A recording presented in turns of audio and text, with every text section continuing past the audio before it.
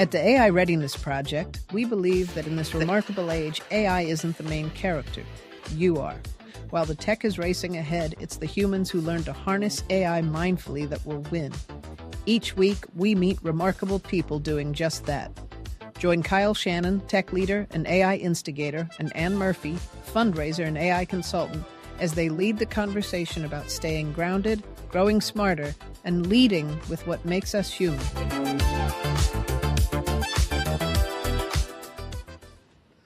Time to lead with what makes us human. You feeling human? Feeling so human. Ever so human today. You're not feeling super cyborgy. You're feeling all human. Well, last time I talked to you, I said, "How are you doing?" And yeah, like, exactly. I'm curled up with my dog by the fire. It sounded absolutely lovely. It was really lovely, and as I shared, then I fell asleep, and now I'm awake, more or less. Which, by the way, is I want to mention one Festivus moment.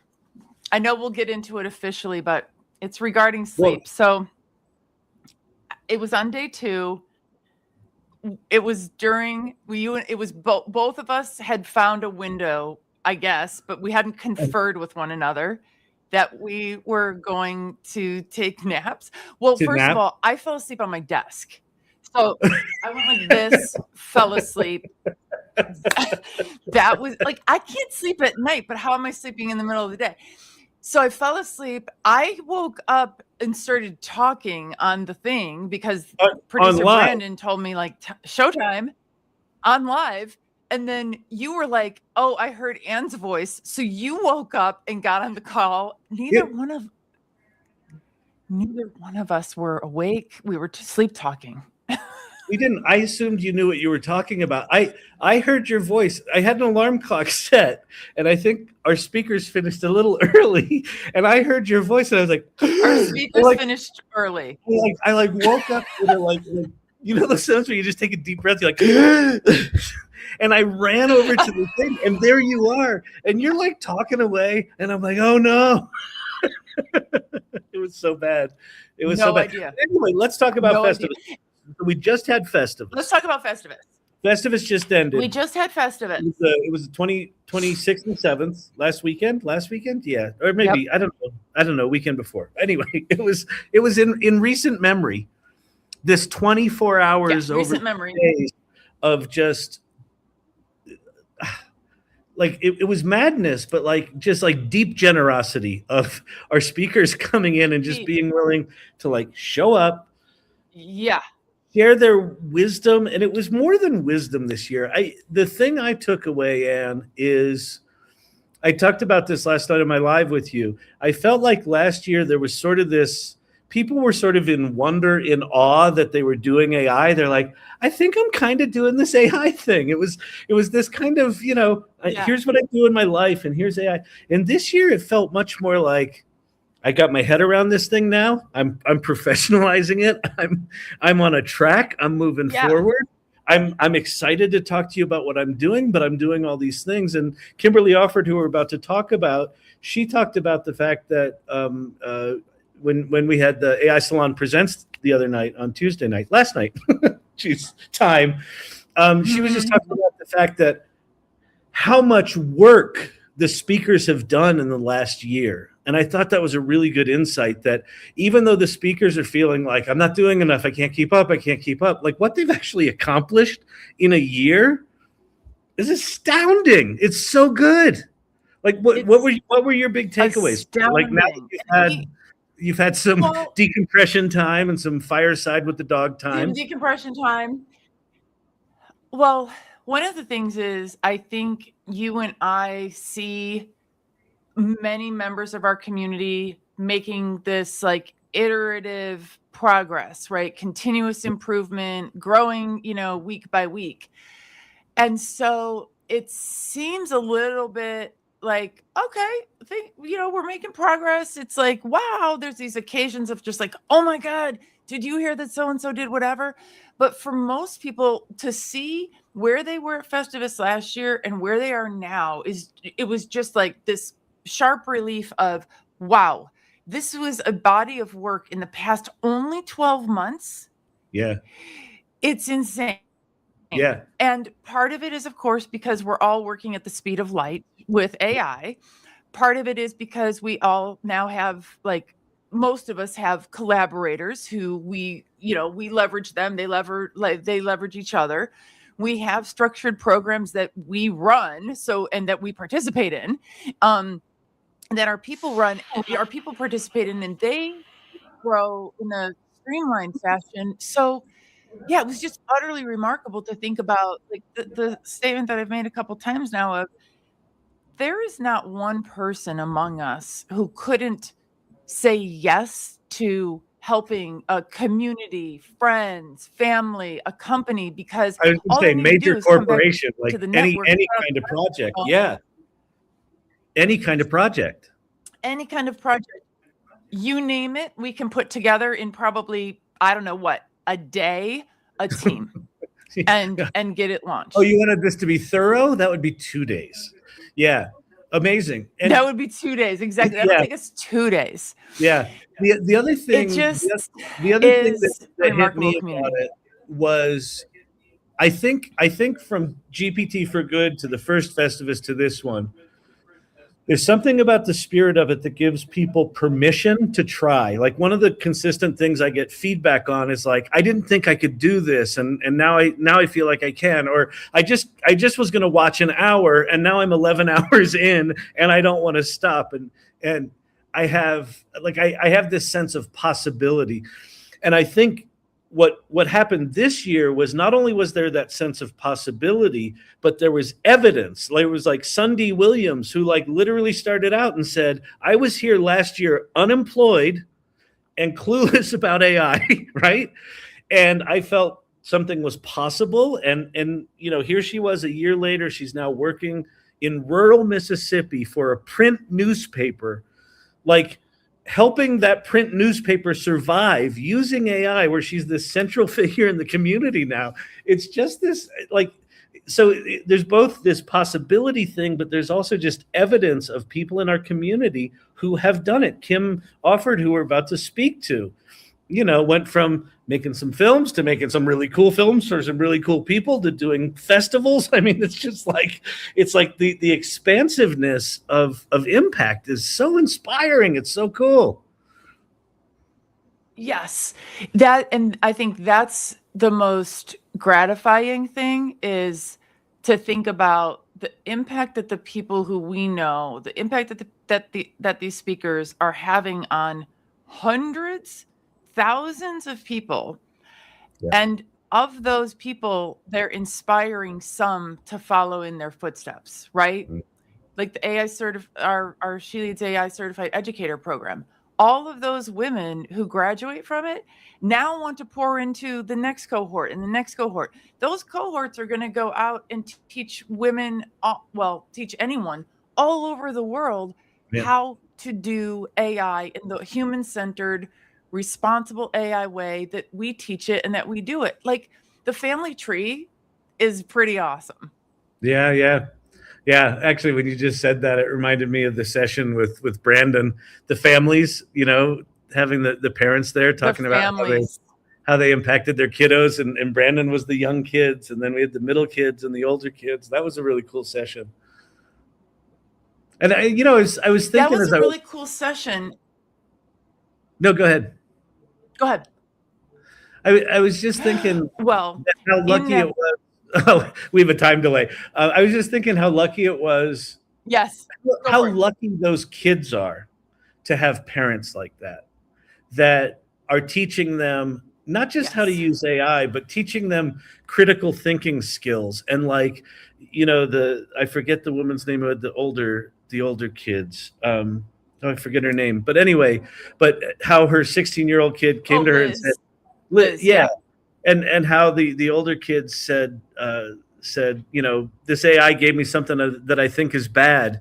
And he brought it to her. He didn't hide it from her. And they had a whole discussion about it. And just how lucky those kids are to have parents that are thoughtfully thinking and teaching about how to access the power of these tools in a way that is human and is responsible and is ethical. And it's just really cool. So anyway. Well, Yeah, go ahead. Just to like, wait a second. Just to give like one more example from the parenting panel, which alone was worth its weight in gold. 𝗢𝘂𝗿, who has created an app called Junie, she is pouring all of her experience as a young parent into it with, based on the realization that lots of us had of like, if you've gone to the hospital to have your baby, or if you've had your baby at home or wherever, still, eventually you're left with a baby you have to figure out what to do with. Like, no one knows what to do with a baby. You get the manual. So she's creating this app as she goes.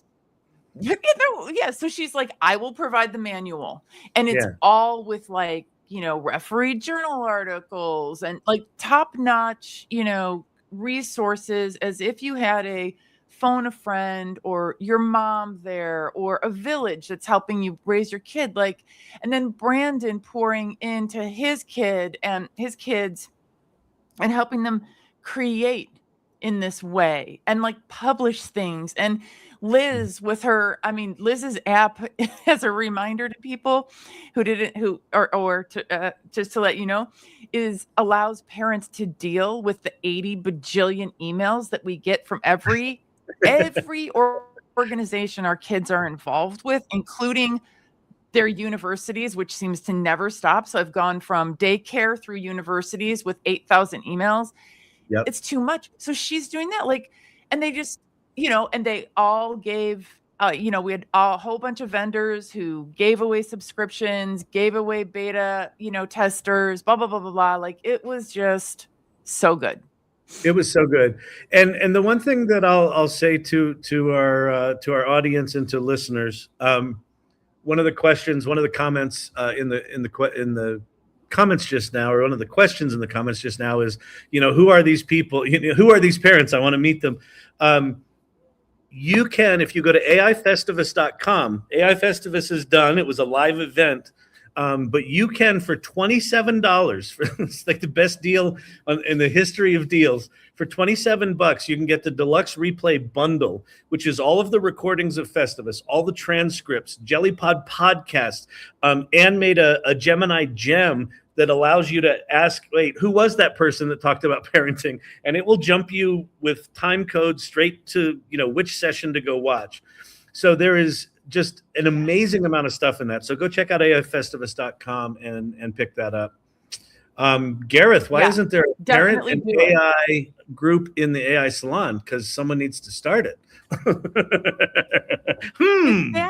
Does life hacks figure in parenting, or in fact, don't we have a life hacks group? There's a life hacks tonight at 5:30, 5:30 Mountain, I think so. There's a life hacks group tonight, and I think they're talking about something about parenting. They're vibe coding some app together. So anyway, cool. It's very cool. So go check that out. Anyway, you should go check out here. I'll just do very, very quickly. You should go check out the AI Salon if you haven't. You should go check out She Leads AI if you haven't. Yes. Both of them have all sorts of exciting things you should check out. However, we're so excited about our next guest. We wanted to get her up here early. So we're not going to do our normal spiel. Yes. So our special guest today is one Kimberly Offord, and she is amazing. I'm so excited to have her here. So why don't we bring her up? She spoke at Festivus, and here she is. Kim. Hello. Beautiful to see you again. Good to be here again. Good to be seen. Yeah, that's so good. Good to be seen. I like it. I think folks know who you are, but why don't you take a little moment here and just tell us who you are. Okay, cool. So I am Kim Offord. You can call me Kim. That's cool. And I am I'm a lot of things now thanks to AI, but I am the organizer of the Chicago AI Film Festival as well as the Playground Pastime Film Festival, and I am a creator myself. So I create AI films myself, and I enter into festivals myself. That's how I got started with all of this. And those who know me I'm from Chicago, but those who know me from there, they know that I'm a realtor in the area. And I used to be a managing broker, as a matter of fact. But my background is in marketing. And so that's how I got started in this whole AI thing, was through using it for marketing. And it just spilled over into this whole new world. So that's me in a nutshell. That's so cool. Did you have a passion for storytelling when you were doing the marketing videos for real estate? Did you have a passion for storytelling before that? Were you like a video editing nerd, like the editing? Like what made you shift from marketing stories to, Yeah, well, so I've been let me just say this, and I'm going to date myself here. So, back when I was a kid, my mother used to, remember the storybooks where you could buy the storybooks. They've come back now, but the storybooks where you could put your child in the book. And she bought me this Snow White and the Seven Dwarfs storybook, and I was in it. And I was so fascinated by that. I kept that book for years. I don't know where that book is now, but I kept it for years. And then I would always go to her family's from Tennessee, and all of her great uncles and aunts were living, and they had stories for days where they would just sit on the porch and tell stories, And so I would listen to that stuff, and it would just fascinate me. And then fast forward, I wrote a fiction novel. It's been a while. It's been probably like 20 years, but I've always loved storytelling, and marketing just really falls into all of that creative, storytelling and everything. As far as sales, it's really storytelling. Yeah.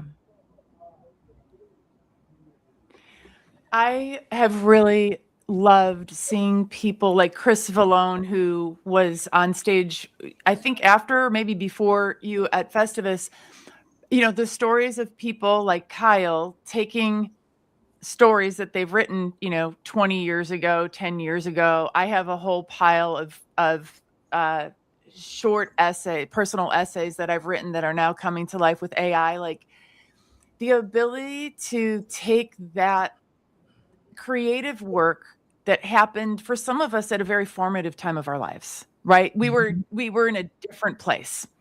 Yep. And bring it to life right now is like such a full circle moment. And for somebody like me who hasn't had a chance to do a lot of creative expression in my life, like now I can. And when I watch, I've been paying attention to your journey. When I watched your, the first film that I saw that you made, I was like, this is so awesome. And you told us that this is possible. This is doable, And I was like, okay. If she said so, I'm going to give it a whirl.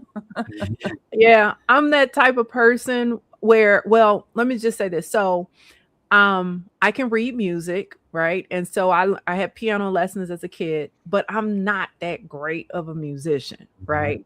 But I have a really good ear when it comes to music. But it was really frustrating because I couldn't get out what I heard. I'm an art collector, and I love art, but I can't draw a bit, right? And so, it's like I have these visions in my mind of what I want on my walls, but I wasn't able to do it, And so AI, was finally my way of getting all this stuff out of there, and it's just magical. And I think we all have that. I really do. I think because we all have a different perspective, we all have a different point of view, and I just look at AI as a way that we're able to get some of those stories out in the unique ways that we see them. Yeah. I think that's a really important point, Kim. There's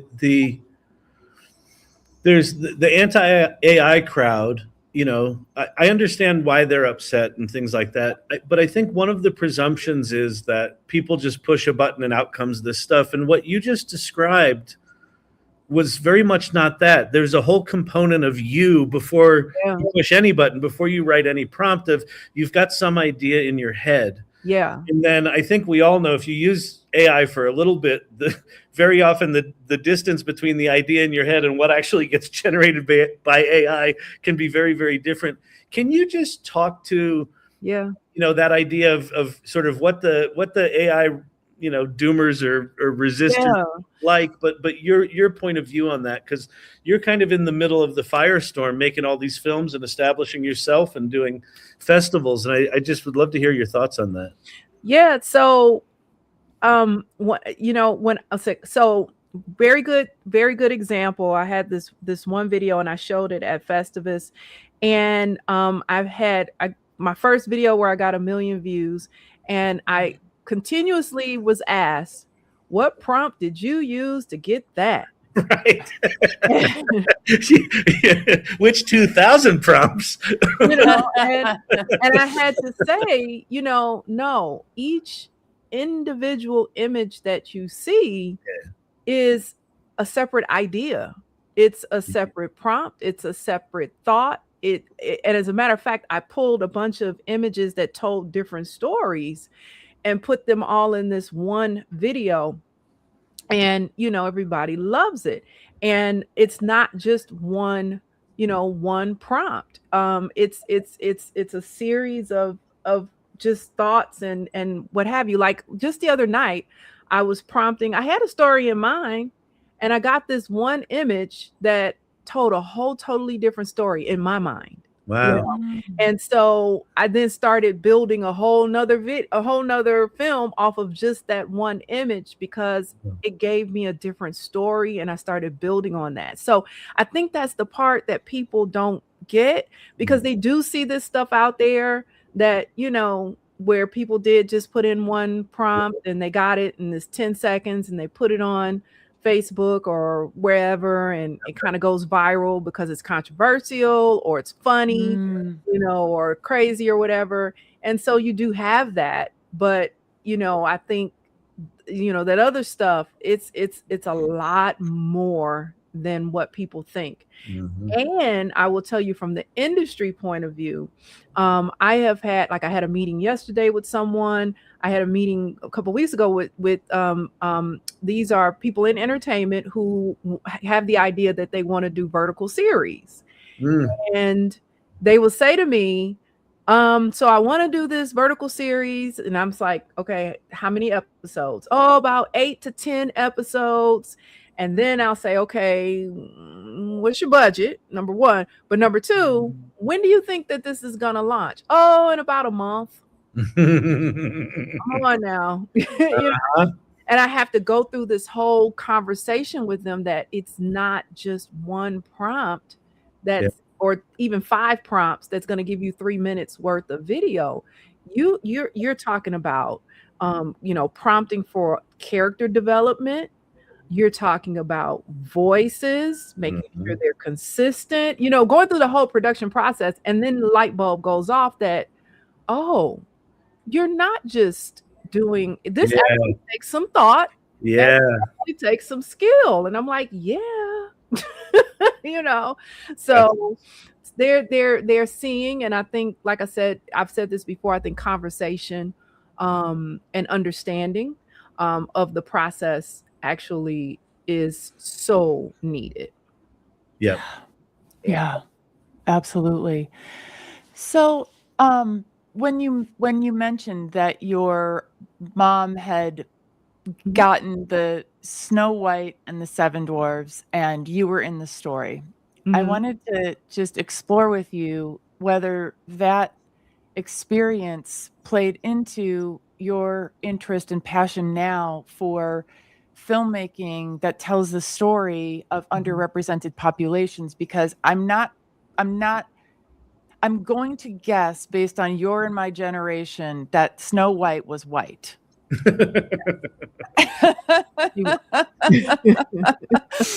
And that you had to have felt some type of way about it, Yeah. I'm guessing Yeah, yeah. And I mean, you know what? There were those stories, but then I also had, you know, my family, we bought the big story books, the Uncle Remus stories, and you know, the Burr Rabbit, all of that stuff. Mhm. And the stories, though I had a good mixture of both. Mm. Um, Awesome. but I was also a sci-fi kid. You know, I was really fascinated by sci-fi. And for me, as a kid, the only person I saw in sci-fi were the reruns of Star Trek and Lieutenant Uhura. And, Yes. you know, it made me want, I think that's why I kind of gravitate with my stuff on that whole Yeah. science fiction piece.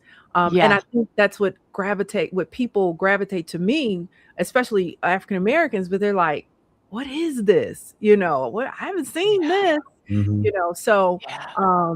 it was, and that's part of the reason why I do what I do, because I think it's so important for people to see themselves and to tell their own stories, you know, and see their stories. I always make the statement, you know, create what you want to see, you know, with AI. Yeah.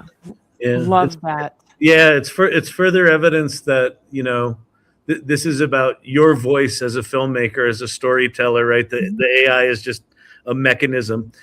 Can Yeah. you talk about your music videos? Because I think, you know, it's a really good origin story, but talk about the science fiction in them, and I'd love to also hear your journey from sort of version one of the technology when you did the Yeah. first video, where, you know, whatever it was, a year later, a year and a half later, you Yeah. did the next video. The technology comes so far in a year. Can you just talk about the science fiction part of this and the Yeah. music video projects, but also that process or that evolution would be lovely to hear about. Yeah. So I have I love world building.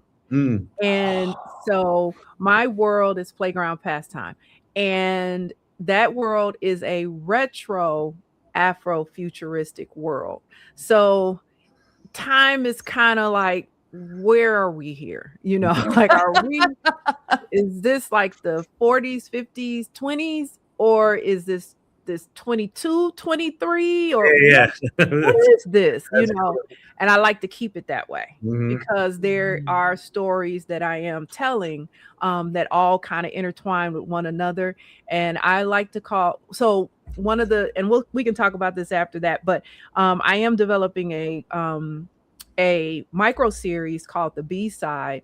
And the B side is like a retro Afrofuturistic Twilight Zone with different segments that are telling different stories that kind of are all intertwined together. And so that's where all the sci-fi goes. You know, again, my love for it as a kid, and you know, just having fun with it.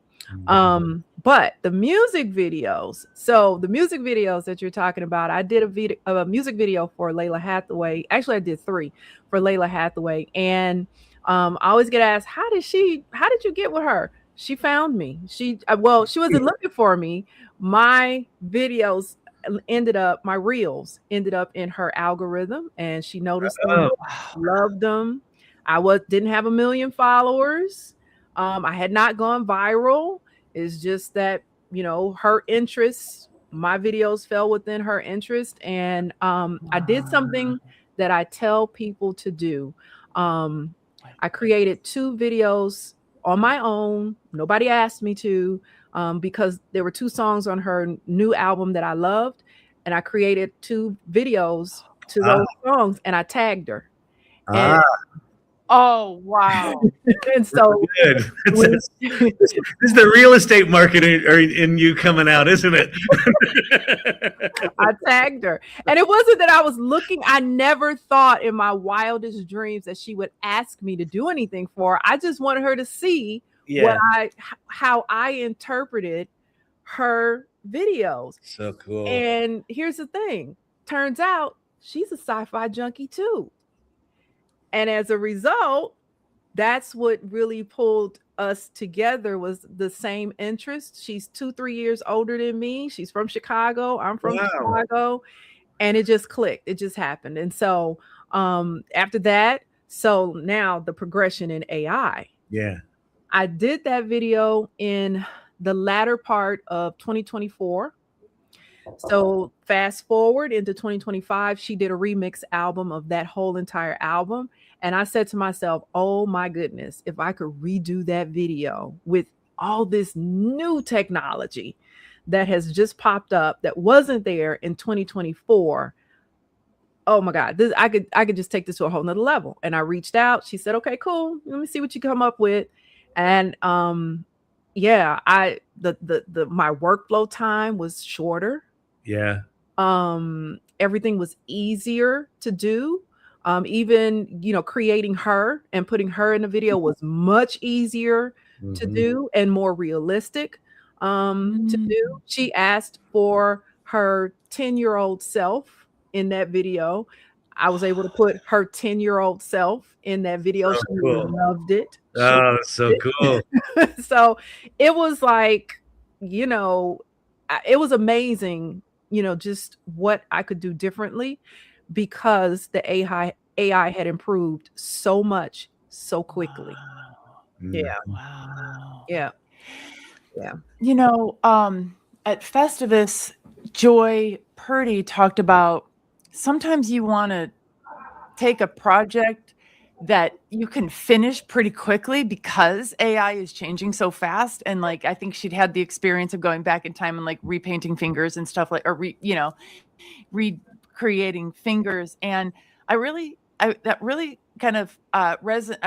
with that because I've had the same experience with my nerdy, work stuff with AI where I'll be working on like, a plan for somebody and I start it and when I look back on it, I'm like, oh, that was back in the day when I was just using ChatGPT or ChatGPT and 𝗂𝗏. That was pre-Manus days. And now I can just absolutely crush it. So I get that. And I wondered, do you think that way too? Do you try to like get it done while you can or what? I do. But I've been in a continuous loop going backwards because I'll go back and take videos I've already done and redo them. And that's what's been fascinating me is just recreating some of the ideas and concepts that I had a year ago and taking them to a whole nother level. But yes, I do try to get through projects, most projects don't take me long to do anyway, but it could be a matter of like, I had a project that I started the week before Nano Banana Pro came out. Oh, I had edits and then Nano Banana Pro came out and I was like, oh goodness, this is taking me like 2 seconds to do. And I used Nano Banana Pro for the rest, for the beginning of what I had already done and, and then on the back end on what the edits that I had to do too. So I do it all the time too. Yeah. That's cool. So now talk to me about your transition into film festival land because it's a very different skill, right? It's a very different thing, and I'm curious, sort of the like, what was the impetus for it, and are you digging it? Like, talk about that transition because so I have always been. So I participated in AI film festivals, and before this whole AI thing, I'm skilled in event planning, so I like doing it. But as I started participating in AI film festivals, one of the things that I noticed was that a lot of the winners at that time, they weren't really filmed. They were really weren't films focused on underrepresented communities, and neither were the creators. And it wasn't. I don't think it was intentional. I just think that there weren't that many, maybe who were submitting. Or maybe, I don't know what the reasons may have been, but either way, I felt like, you know what, let me do a film festival that says to all of those people who think maybe my stuff won't get seen or it won't get picked, that here is a space for you. Here's a welcome space for you, to submit. And so I started out last year with the Playground Pastime AI film contest, and we had like 90 submissions from all over the world. We had some, and I showed some of them on AI Festivus, and they were a variety of different films, some that talked about, different cultures, some that were talked about immigrants and immigration, some talked about, disabilities. It was just all over. We had one that addressed age. And so it was beautiful. And here's the thing about it. Everybody was more so concentrated on storytelling than they were on special effects and, sci-fi. And there was some sci-fi definitely, but there was a lot of good storytelling. And that's what I really liked about it. And so I had the festival. I was like, hey, let's just do it. Let's jump in. Let's do it. I'm one of those type of people like, hey, you're talking to a pair of them too. But Ann and I were talking today about what things do we need to, focus in on. Like, hey, I got ChatGPT. I can do whatever I want to do, right? Yeah. And so, so we did. And so then I came back and I said, well, let's do Chicago AI Film Fest. And so it just evolved from there. And here's where we are. That's beautiful. Let me ask you a quick question. Well, I don't know if this is a quick question. This might be a long question. Certainly early on, AI models, both large language models and image models had a lot of bias in them and a lot of, over-indexed for, people that look like me. And lots of other things, right? Just lots of bias in them. Mm-hmm. I would love to hear from you.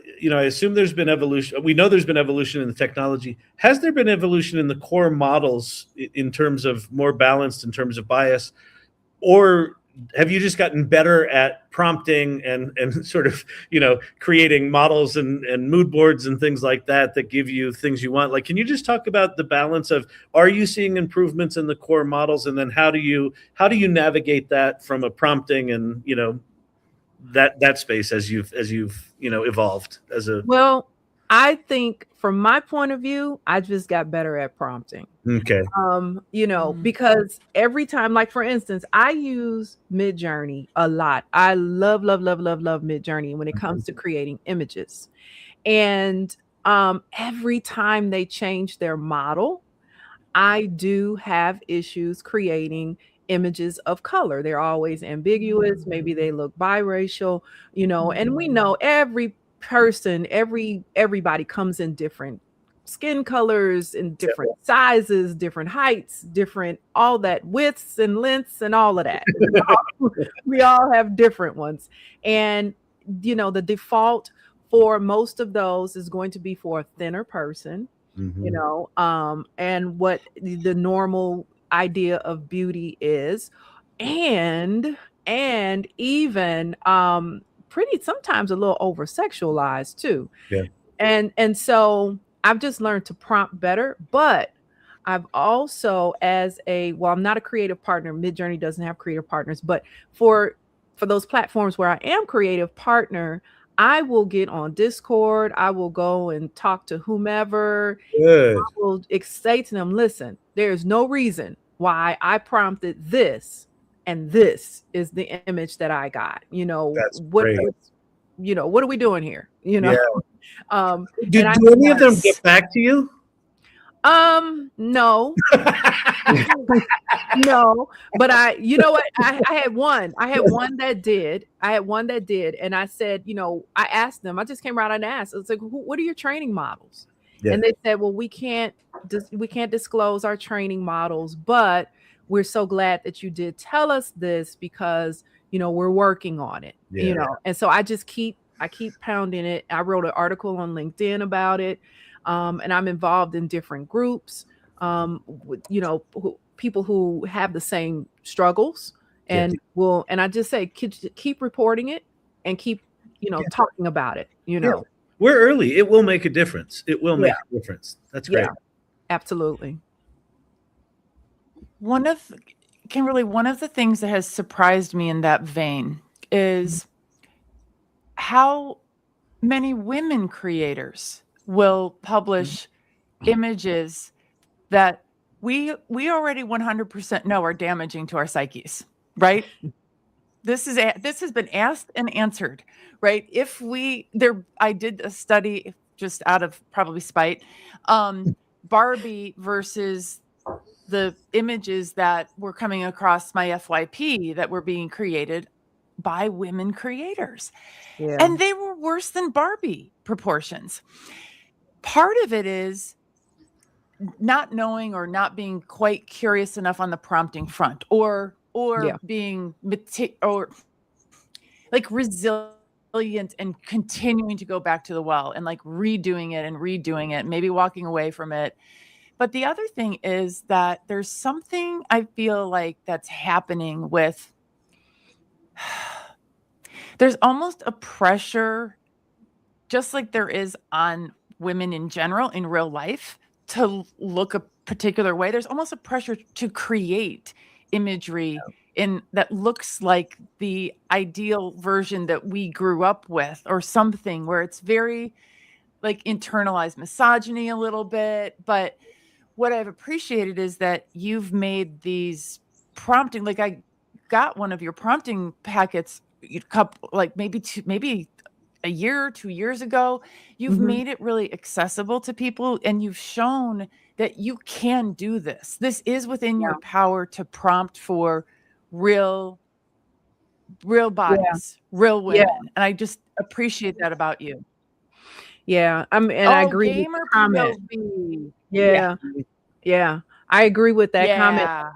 And then also, if you noticed, a lot of people are starting on that trend where they want to create influencers, and they'll create this voluptuous, sexy woman who's selling whatever. And then look, women do it too. We'll create this guy with these beautiful abs, and he's always walking around with his shirt off, and and all of that. And it may get a lot of followers. It might, but what are you doing? Are you building a brand? Is this what you really want? Is this the type of audience that you want? So I have to ask those questions, and but yes, we do sometimes fall victim to creating just recycling the problem, and that's what I try to get away from. Recycling. Yeah. I get away from that, I really appreciate that. Yeah. And a lot of people have looked at my images and they'll say, wow, there's just something really sexy about this. Like I'll have, guys will talk about it, and the women, they're fully clothed all the time, every time. All of my images, 99% of my images, they're fully clothed. And it's, for me, it's not, it goes back to my childhood. And I would go to Ebony Fashion Fair fashion shows. And I thought they were some of the most beautiful women in those couture outfits. And they were fully clothed. And so I pushed that out there in my images. And just to see and hear people say, this is what I really would like to see. Says to me, there's hope. There's hope, Yeah. There's hope. I think it goes to something that I've been thinking a lot about, that I think as tools get more and more capable, that ultimately our jobs are going to be to have ideas and have a point of view about the kinds of stories we want to tell and how we want to tell them. And that's the sole job, right? And so it really comes back to each of us personally saying, what are my values? Who are the people that I want to impact? How do I want to impact them? So thinking critically about these meta issues is part of the job, I think, moving forward. I'm curious, like, it seems like you're sort of deeply in that. Like, it seems like that's just part of what you do. I mean, has that been an evolution for you? Have you been passionate about this all your life? This is all my life. Yeah. This is me, this is me. And I think it comes with, that's what's so special about all of this, is because we're not all living these fantasy lives. You know what I mean? I'm living this every single day. And as an African-American woman, I am what I am. This is the package that I'm in. And, and so it deserves to be seen. It deserves to be heard, just like those stories. And here's the real good thing about it is that the public wants to see and hear all these things that are different and like them as well. So yeah, yep, it is part of my experience. It's my everyday experience. Yeah, it's good. Yep. I love the, that thing of pouring your own experience, your own, your own embodiment into your artwork. It's so good. It's such good role modeling for people. I just think it's incredible. Good job, Kim. Keep doing it. Thank you. Thank you. I believe, there was I think it was like a week ago, I was talking to my best friend and she was like, I cannot believe it. The number one song on the country chart is AI. The number one song on the gospel chart right now is AI. And then you had all these other songs or whatever people have been talking about. And the reality of it is that, okay, why is that? Why is that? Why is it that those songs are number one? Is it that the public heard something that they wanted to hear? And it didn't come from the gatekeepers? Is that what it is? Well, and also, I mean, to your point, it's to your point about, someone said, what was the prompt you used for that film? And you're like, well, there's 2000 or whatever it was. Are those songs that good because it's the voice, it's the taste of the person that created it, right? To put it out there that it represents who they are.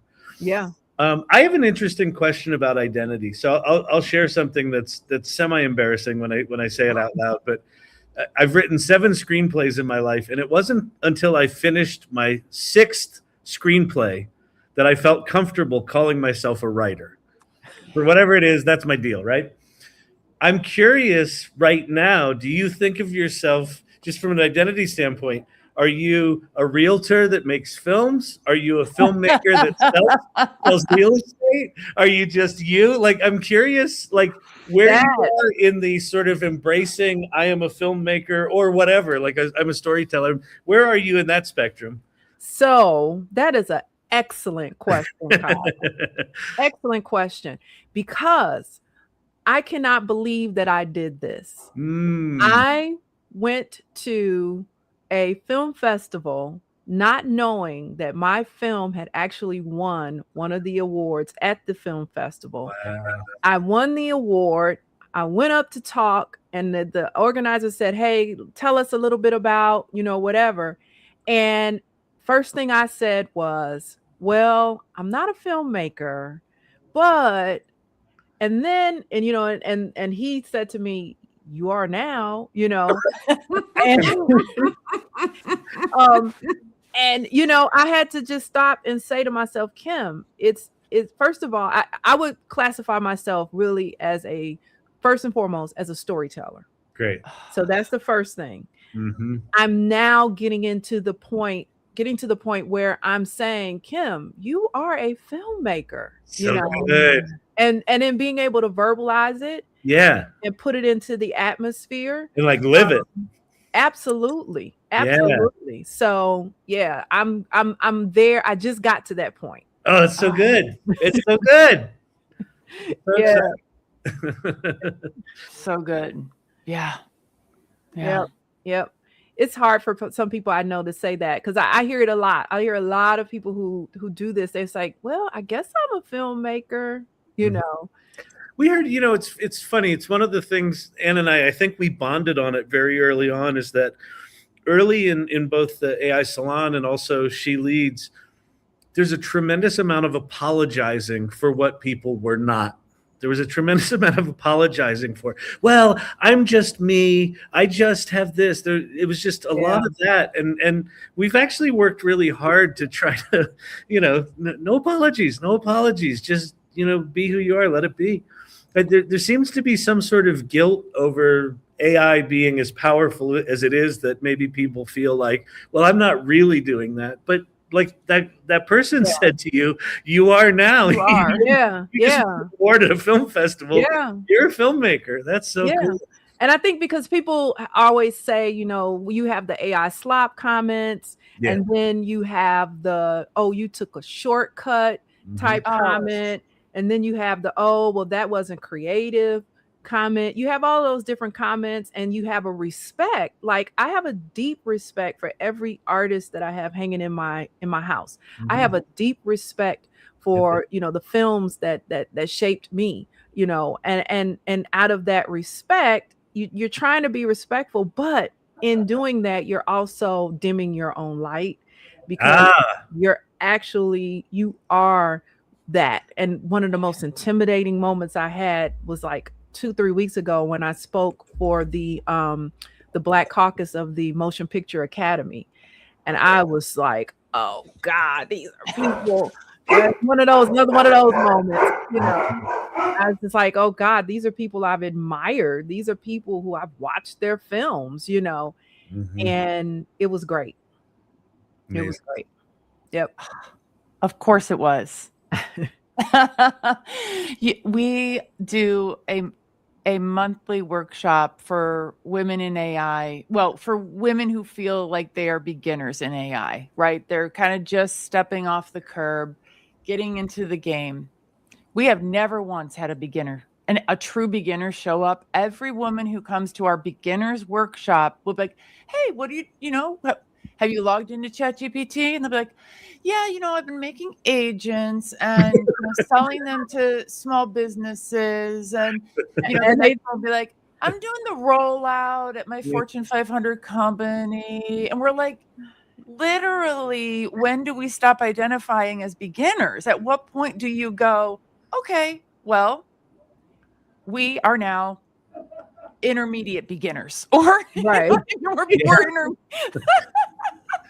The intermediate beginners. It's so true. It's so true. Yeah, absolutely. That idea of giving permission. You know, Kimberly, I would love to hear some of your insights from Festivus. One of the pieces of feedback that I heard pretty consistently is that people said that they felt that Festivus gave them permission, that seeing someone like you tell your story and, you know, talk about things that are happening and see how excited you are, that they felt like it gave them permission to learn, or to step off the curb, to, you know, to step onto the field, or to do the thing they really wanted to do but were afraid to do before.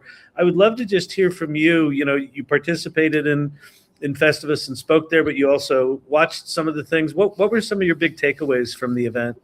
So like you mentioned before, my biggest takeaway was just everyone that had spoken previously, everyone got up and talked about how much they had done since the last one. Yeah. And that was really inspiring, because it was almost as if everyone who spoke at the first one, it was like we all kind of felt like we were the intermediate beginners.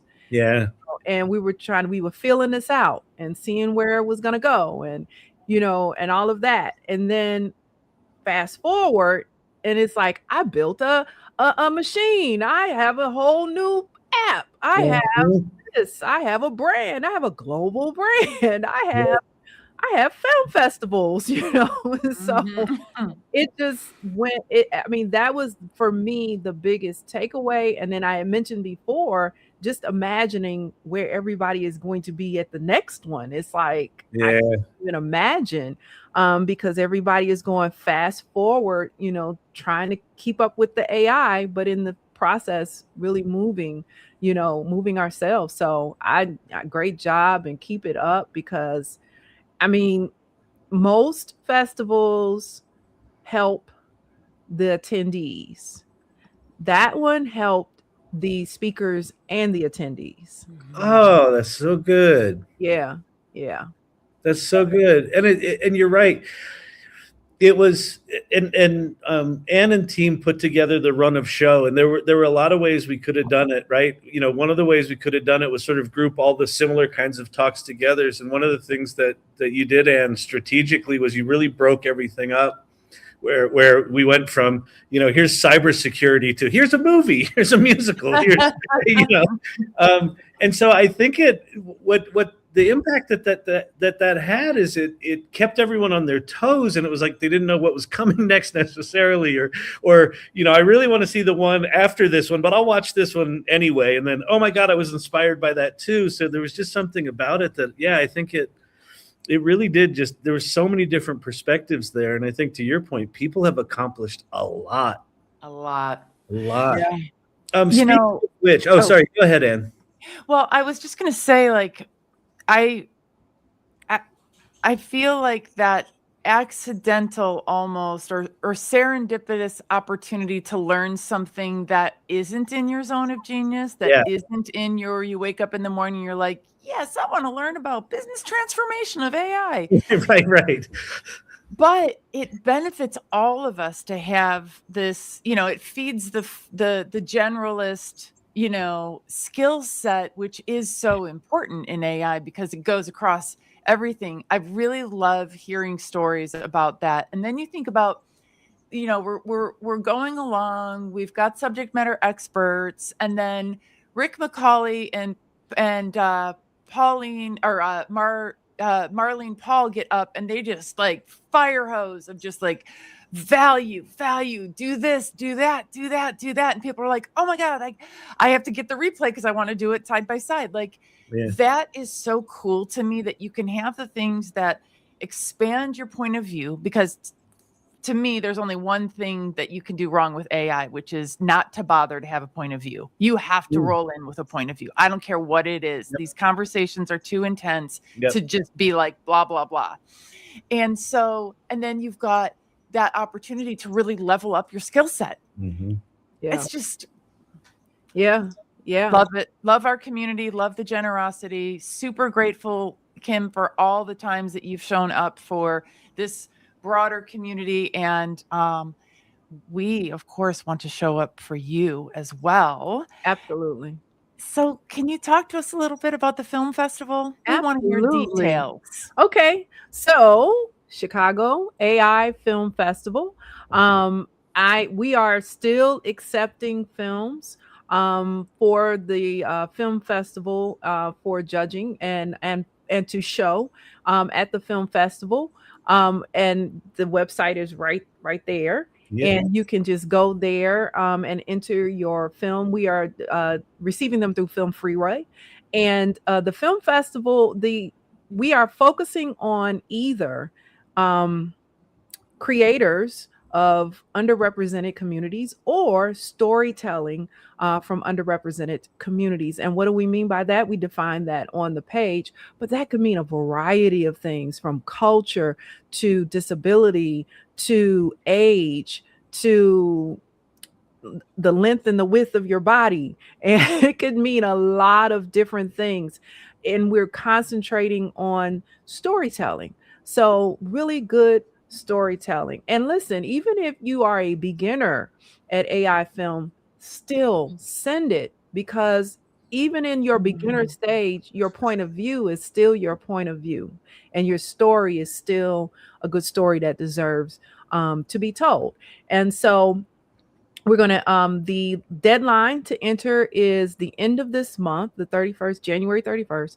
And the actual live in person film festival, where it'll be a day of activities. It's going to be on April 18th here in Chicago. And we'll have more information about the actual live event on that website. And I'm so excited and thankful that She Leads AI is one of our community partners. And that has been so wonderful. Just the community. You all talked about this, I believe, at the Festivus. At some point, I heard you, Kyle, talking about you have to have maybe it was a video that you posted. I think it was a video you posted on LinkedIn where you talked about having a community. Gotcha. It's critical. Yes, get with a community, because get in it. Yes, that is how the other film festival did well, because we partnered with communities, and that's how this one is doing well as well. Partnering with those communities, that is essential. Beautiful. I love it. I also want to clarify, because I asked you this before, just want to make sure. If someone does not live in Chicago, they can submit from all over the world. It's just you're having the celebration in Chicago, but they can submit from anywhere. Anywhere. Yep. Beautiful. We've already gotten them from all over the world. Good. So good. And again, the thing that we talked about before, the permission to, you don't have to call yourself a filmmaker, but the permission to say, I'm willing to put something together and submit it to this. Even if you're a beginner, you will surprise yourself because we all have stories to tell, right? I mean, this has been your experience, it sounds like, right? Absolutely. Send it. Send it. I love it. Love it. Can I ask a question about, I've never been to a film festival. Okay. Can you describe what the experience is like? Because I think that there's going to be a group of us showing up in Chicago. Lou Malnati's is expensive to FedEx to my house. So go eat pizza, go to the film festival, assuming that we're welcome. And what's it like? Yeah, so for ours, we're going to be, I'm excited about this because we are having it in one of the theaters at University of Chicago, which is one of our most historic universities in the Chicago area, in the Hyde Park area, which is like walking distance from where the new Obama Center will be opening this summer. But we're going to do a day of watching films. There'll be some panel discussions, and we're working on a breakout session where possibly, folks can go and learn a little bit. But for the most part, we are going to be, just kind of watching those films and having that panel discussion and just and networking with one another, because that's the best part, is the networking, Yeah. I love it. Well, Yep. Kimberly, thank you so much. It is so good to see you. We so much appreciate your time and your willingness to share your wisdom and inspire people.